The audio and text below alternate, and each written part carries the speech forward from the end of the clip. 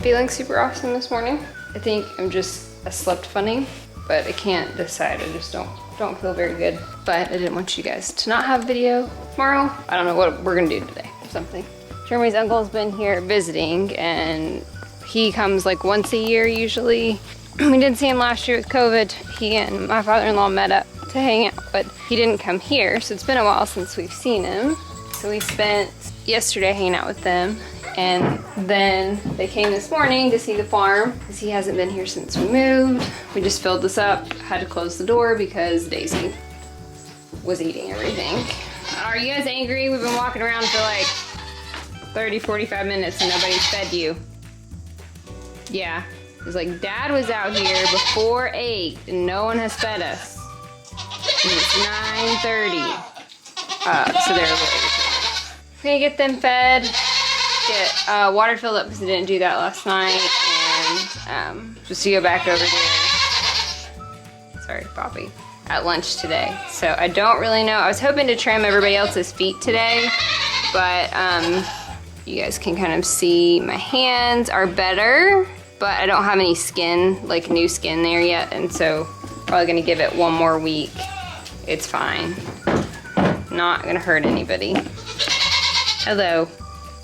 Were you eating out of the tub earlier and Mom had to close the door? No, impossible. Get down, girl. Okay. So what she's gonna do is come over here and eat out of the bucket. Okay.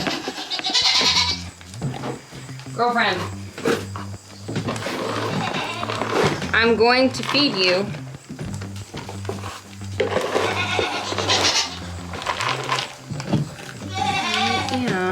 Can you not eat out of the bin for like a minute? Okay.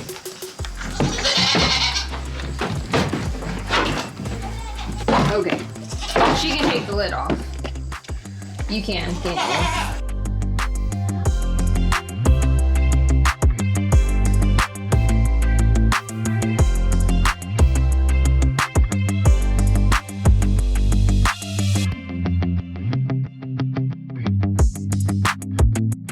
So everybody's looking good, drying off. We'll go look at them. Everybody's udder's going down. Twist is really the only one that still looks pretty full, but she was our highest capacity, but everybody else is looking great. Really, the drop off and feed helped, and they just kind of dried up pretty quickly, which I kind of figured they would because of how, when I skipped milking that one day, how dramatic the capacity loss was the next day. So I kind of knew that would work out. Pork Chop's dragged his bowl off. So he has to eat second today, which he had to yesterday. I need to just go in and get his bowl, but we were kind of in a hurry yesterday morning. I'm sorry. You has to wait a minute until Mama gets these guys fed and in, okay? And then I come to you. I have to come in to get you some food. Good morning, friends. Bowl draggers offers.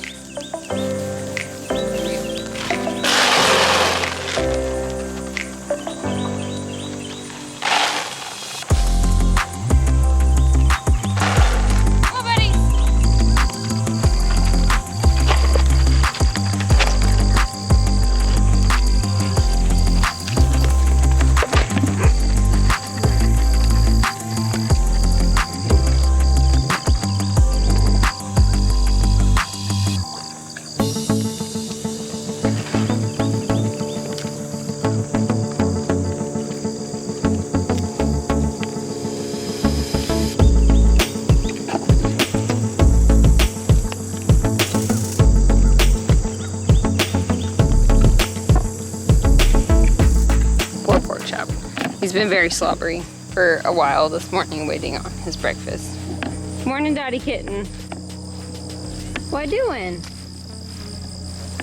It was like 65 this morning when I got up and we were out here. It's a little warm for a hoodie now, but it was really nice this morning earlier, which is nice. It's still like in the 90s during the day. The humidity is down, so it feels pretty good outside. In the mornings before work, it's been like chilly at like 6:30, so. All right, stinky men friends. All right, Pork Chop, it's your turn, Bubba.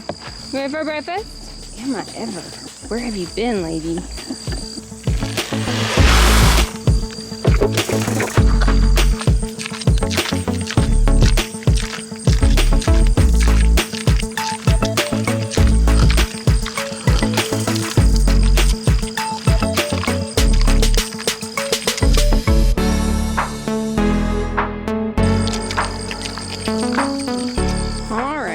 waters. So my father-in-law and his brother went to the game last night, the Arkansas-Texas game.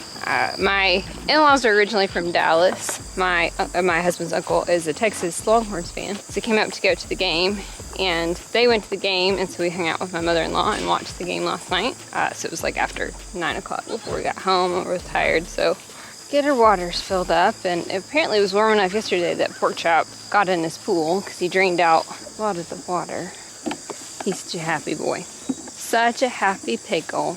Uncle Jim has never seen the pigs, so it's fun to have him out this morning to see the pigs for the first time. It's always fun to have family out that we don't get to see very often. Especially with COVID, I just haven't been able to see folks. They didn't drink all their water yesterday, just what tells me it wasn't super hot. Okay, come on girls. Come on. Let's go. They should all be ready to come out this morning because it's about 10 o'clock.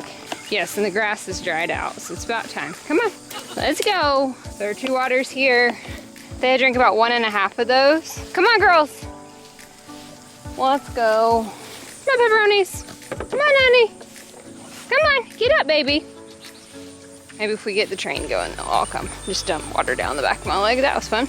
So I left a bucket down here. That was about 3/4 full. And we'll take this fresh one and then 2 fresh ones up there.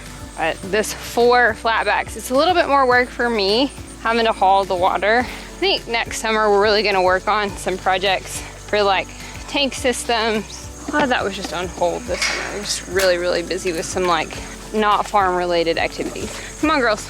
But tank system where I could drive a tank down here, whether that was one that had like a runoff system that I could drive down here, fill up tanks, because I really would like to have pigs out here in the summer with some kind of shelter. There's also some changes that are going on kind of behind the scenes. Might allow us to do some meat birds again next year for the first time in like 3 or 4 years.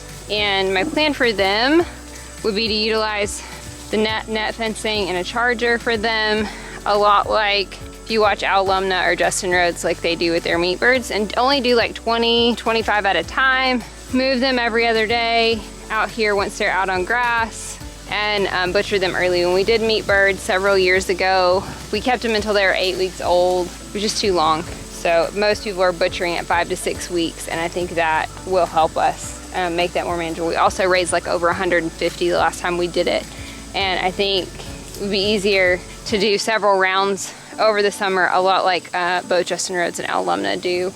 If you're getting into homesteading, it's so nice to have YouTube and be able to just like watch what other people do. I definitely manage in my own personal style, but being able to watch somebody else and how they manage has taught me a lot of things. But the thing would be for us to have to do that probably when I'm off for summer break and not while we're working, or at least because a lot of these people that you see, and I know that like this is kind of something that I talk about a lot, is that somebody in their family does not work or the farm is their job. So for both Al and Justin, their homesteads are their job.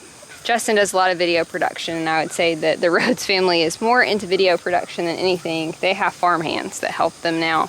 But there are only 2 of us. I don't have, you know, older children that could help me. And we both work full time. So a lot of the things that they do with rotational grazing, it's not in my power to do. This is how we kind of have to work rotational grazing, where they can be in an area for a really significant period of time, and we can contract and expand it, or we can move and shut gates to help them stay on clean ground. And it's worked for us. But we are talking about that, talking about having a tank system. I really want pigs out here next summer, or at least 1 pig. Just the ability to really utilize this back 2.5 acres like we're able to use the front 2. For now, the flatbacks have worked. They're easier to keep clean. The thing that like I fight and a lot of people fight is like their water needs to be freshened every day, but I don't want to dump out 5 or 6 gallons of water a day. And so with these flatbacks, they never run out of water. So they always probably have a gallon or 2 left at the end of the day. But I'm either able to combine that into 1 bucket and let them finish drinking it the next day, or I'm only pouring out a half gallon of water to clean a bucket instead of dumping a huge water every day. It is hard to keep big tanks clean. We used to run on autofills at the other place, and I love those, but you don't clean them out enough and the water just gets disgusting, and that's why we've gone to smaller buckets and tanks for both goats and pigs, things that we can dump every other day and refill, and things they can drink all of, so the water stays fresh and needs to be freshened. Pigs are a little bit harder because they drink a ton of water compared to goats. They drink more along on the side of like a cow for their body weight. I think it's funny, and I don't feel good. I would love to like go inside and not do these things today. And a couple of years ago, I had the flu. We're all excited. They only come over here when I walk over here, which I find really funny. I had the flu right when I first started my YouTube channel before COVID hit in March. In February, I went to a conference in Baltimore. And COVID, we were just starting to hear about COVID, early 2019, and I came home with the flu. And I had the flu, I didn't have COVID. And it was, farmers don't get to take sick days. With YouTube, a lot of times I can say, well, I really don't want to work on anything today. We're just going to shoot a video of hanging out with the animals. I'm going to hang out with them for a little while, or I just tell you guys, I didn't do anything today. But the truth is, I can't just completely take the day off, ever, with them. Farmers don't get true sick days unless you have somebody that can take care of everything for you. If I was really sick, I didn't need to get outside. Like when I had the flu, the first couple of days, Jeremy came out and checked and fed everybody and did all of my morning and evening things for me. So he filled up water, he made sure everybody got fed, because I was very, very sick, running like 103 fever for 2 days. As I got better, then I was off work. I had to be out of work, I think, for like a week, because I ran fever. We would get outside and just do it a little more slowly, and you do things like you do the bare minimum. So today, I feel a little bit run down, where today I might have tried to do some more copper bolusing. I might have tried to work with the boys. I might have tried to do 1 or 2 hoof trims to see how my hands held up. I might have cleaned out some waters, the pig waters, like really scrubbed them out today. Those are kind of things that were in my head to do. Just skip those. You don't get to take a sick day, just like you don't get to like not feed your dog if you're ill. And I let him take care of them. I promise you I come out once a day and look at everybody, because it worries me. These guys are my responsibility. Their health and well-being a lot of times is completely dependent on me and my ability to notice when they aren't quite right. And even though Jeremy can feed them and water them, he doesn't notice things and little changes like I would. These are my babies. You are, aren't you? They were your babies, Mama. They were your babies. He's a good boy. He is the snuggliest boy now. And if you guys have been here for a while, you know that he really didn't like people and was not very friendly. Which still tell you, any goat can be a friendly goat if you spend the time and you pair yourself with the animal crackers enough. Right, buddy? Yes. Yes, Mama. There are 12 goats out here, and I managed to tame this one. Because we needed to. Because we needed to trim that horn, didn't we? We had to go to the vet, so we had to be friendly. And just sweet. And this is why wethers are the best pets. If you just want a pet goat, get a neutered male. They're cheaper, number one. Farmers are going to be willing to sell them cheaper than they would a doe. And they're very sweet.